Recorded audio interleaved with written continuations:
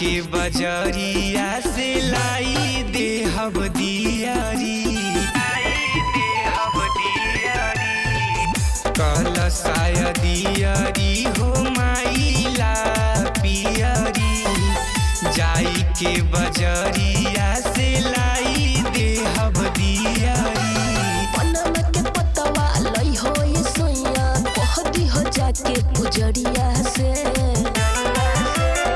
आसन लगाइब माई के आसन लगाइब माई के धानी हो अपने दुआरिया पर आसन लगाइब माई के धानी हो अपने दुआरिया पर आसन लगाइब माई के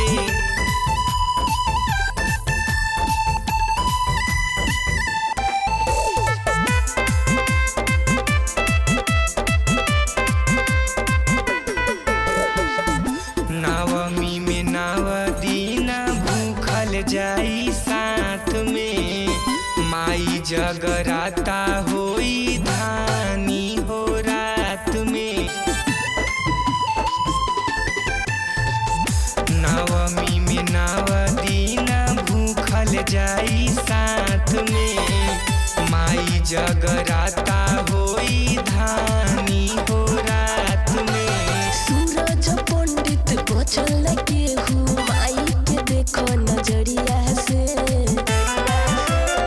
आसन लगाइब माई के आसन लगाइब माई के धानी हो अपने दुआरिया पर आसन लगाइब माई के धानी हो अपने दुआरिया पर आसन लगाइब